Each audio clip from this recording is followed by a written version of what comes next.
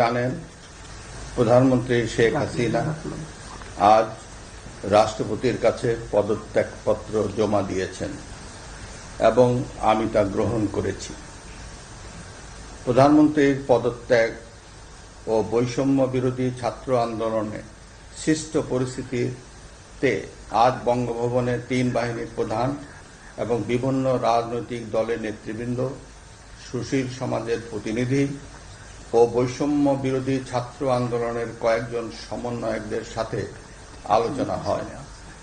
শুরুতেই সেনাপ্রধান বিরাজমান সার্বিক পরিস্থিতি ও রাজনৈতিক দলগুলোর সাথে তার আলোচনা সম্পর্কে আমাকে অবহিত করেন।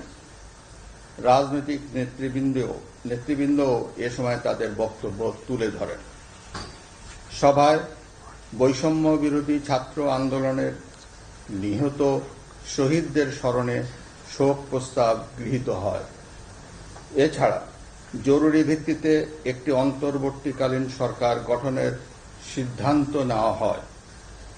সকল দল ও অংশীজনদের সাথে আলোচনা করে গঠিত অন্তর্বর্তীকালীন সরকার যত দ্রুত সম্ভব নির্বাচনের ব্যবস্থা করবে।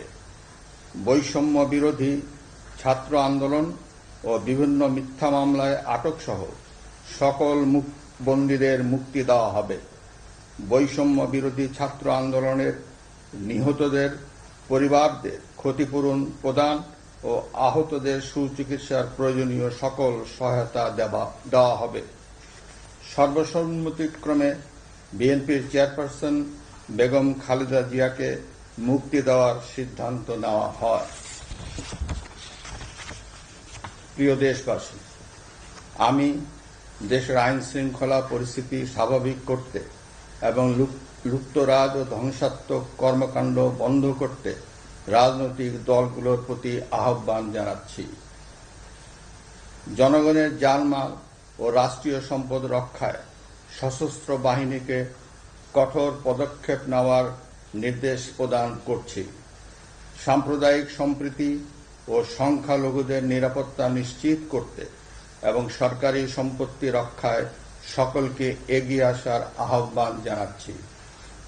দেশের অর্থনীতি, প্রশাসন ও শিল্প কল কারখানা চালু রাখার লক্ষ্যে সকলকে কার্যকর ভূমিকা রাখার আহ্বান জানাই।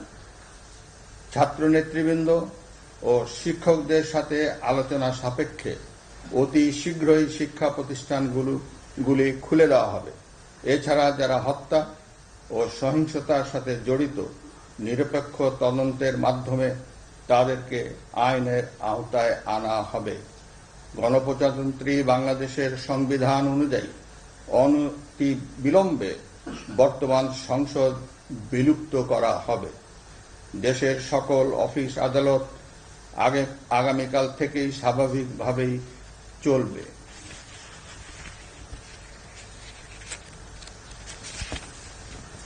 প্রিয় দেশবাসী, আসুন আমরা দেশকে বাঁচাতে একযোগে কাজ করি।